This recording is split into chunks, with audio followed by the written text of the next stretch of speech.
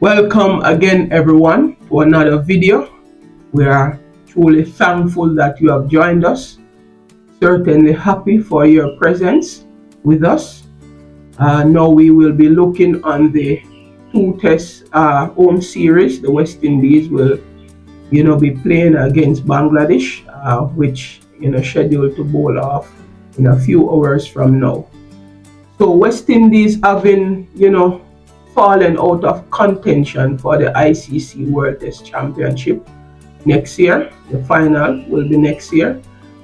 They are currently languishing at the bottom of the table, right?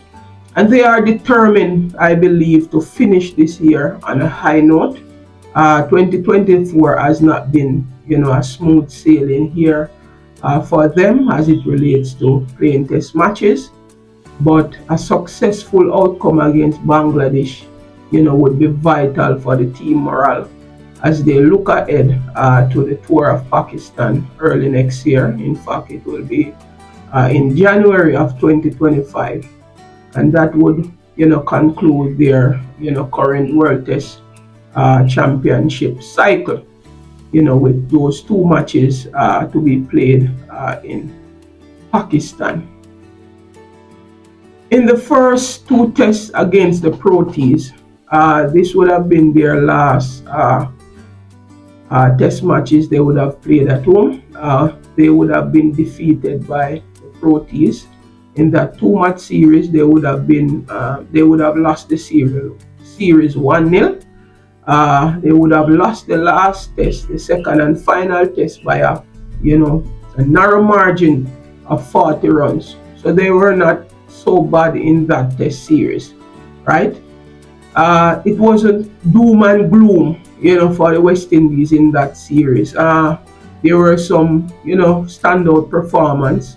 For example, Alec Athanaze, he would have scored 91 in the second innings of the first test. Jamel Warrican would have taken 4 for 69 in the first innings of the first test against the Proteas. And he would have taken a match haul of 6 for 125 runs of 31 overs. And Casey Carty would have gotten runs in both innings in the first test. In relation to the second test, right, Jason Holder would have scored an unbeaten 54 in the first innings. Uda Kishmoti would have scored 45 in the second innings, while Jaden Seals would have bagged a match haul in that second test of 9 for 106 runs or 32.4 overs. In one of the innings, which is the second innings, he would have bagged 6 for 61 of 18.4 overs. And Shamar Joseph, in that second test, he would have gotten a 5 as well. He would have taken 5 for 33 from 14 overs in the first innings of that second test. So those players, I think, would be buzzing with confidence going into this series. So having said all of that, West Indies now entered, Bangladesh series following a 3-1 win, a 3-1 loss, my apologies, against England in the 5-match T20s at home. Bangladesh, though, last won a test series in the Caribbean 15 years ago, with West Indies having swept the last two matches or two test series against them 2-0. The West Indies at home against Bangladesh is set to be an exciting contest. The series includes two matches, as I would have said, and starting with the first test at the Sir Vivian Richards Stadium in North Sound, Antigua, from November 22 to 26, followed by the second test at Sabina Park, Kingston, Jamaica, from November 30 to December 4. With that said, let us take a look on the West Indies squad. So the batters include Craig Brathwaite. He would have been the captain. Alec Athanaze, Casey Carty, Mikhail Louis. The wicket keepers are Joshua Da Silva, Tevin Imlach. All-rounders include Gameyaaad, Justin Greaves. The bowlers include Jamel Warrican, Kevin Sinclair, Shamar Joseph, Anderson Phillips, Azari Joseph, Jaden Seals, Kimar Roach. Alright, so this squad I believe is a well balanced squad, to be honest. The only issue I have with it is the absence of Jason Holder due to an shoulder injury, and this will leave a gap in the batting and bowling departments. Right? We know that Jason Holder has been a standout performer for us over the years. So let's look on now the strength of the West Indies squad. And that strength lies in our bowling attack, the batting of Craig Brathwaite against Bangladesh at home, the West Indies playing at home, and the West Indies having emerging talents. And we will break those 4 items down. Alright, as it relates to the bowling attack, Alzarri Joseph, he would have been rested in the against the South Africans, the Proteas. So he is back now in the team, and he would have taken 11 wickets in 2 tests against Bangladesh at home. And experienced campaigner Kimar Roach, he would have taken 39 wickets in 7 matches at home against Bangladesh. So that forms a formidable pace attack with young bloods, Jaden Seals and Shamar Joseph, providing strong support in that bowling department. So we have 4 strong seam bowlers going into this series. The team, let's look on the team, is led by Craig Brathwaite, and it includes experienced batters such as Joshua Da Silva, Alec Athanaze, and they will bring their wealth of knowledge and experience to the team. Right, as it relates to the batting of Craig Brathwaite, right, his batting will be pivotal if West Indies are to be successful in this series. He has had a solid record at home against Bangladesh, scoring 713 runs and at an average of 79.22. Yes, 79.22 in 11 innings and 6 matches. His highest score against Bangladesh at home was scored September 2014 at the Arnasvale ground, where he would have scored a double century, 212 to be exact. And he would have scored 3 centuries against them at home, along with 3 50s. So Craig Brathwaite will be pivotal for the West Indies as it relates to playing against that formidable spin attack of Bangladesh. West Indies playing at home, right? So they are in familiar territory. So this is a strength for them. They are familiar with the pitch in Antigua and Jamaica, and this can be a significant advantage for them.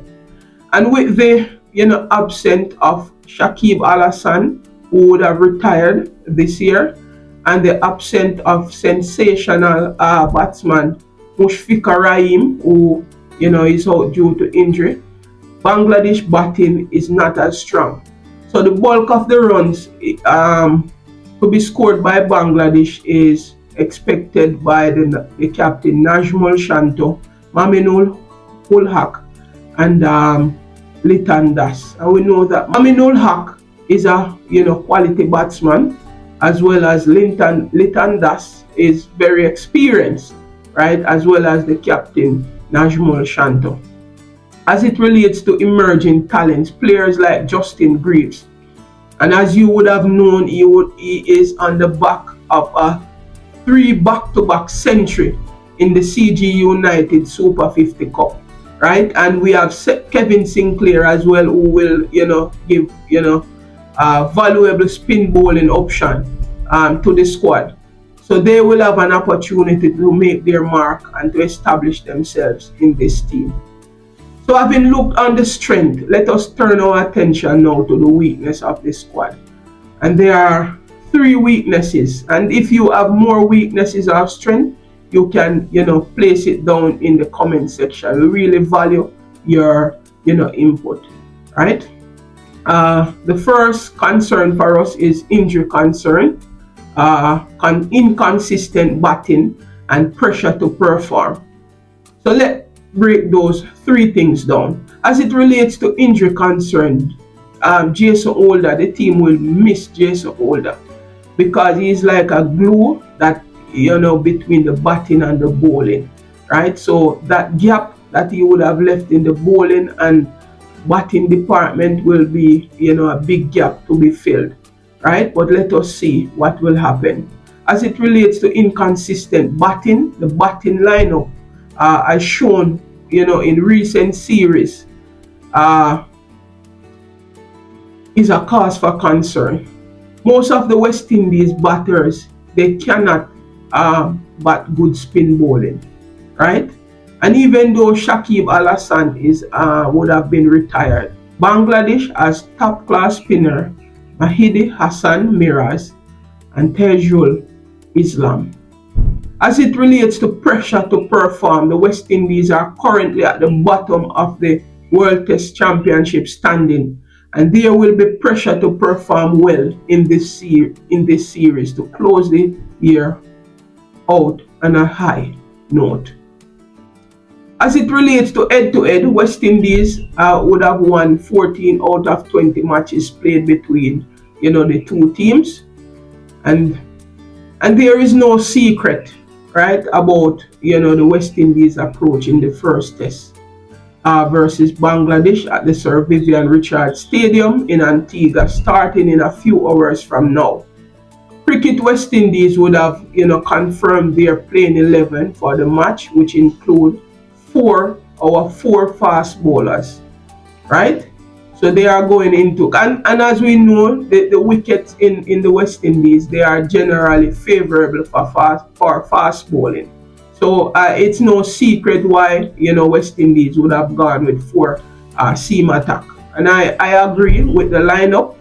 The West Indies will be led by Captain Brathwaite with exciting young players like Alec Afanese, Casey Carty, Michael Louis.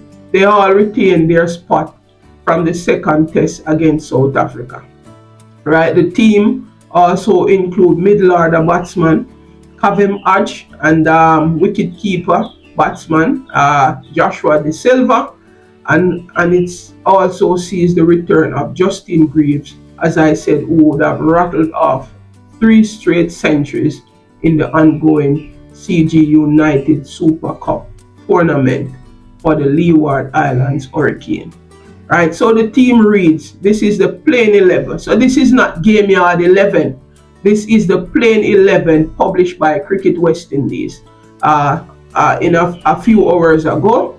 So the team reads Craig Brathwaite, Captain Alec Afanese, Casey Carty, Joshua De Silva, Justin Greaves, Kavem Hodge, Alzari Joseph, Shamar Joseph, Michael Louis, Kimar Roach, and Jaden Seals.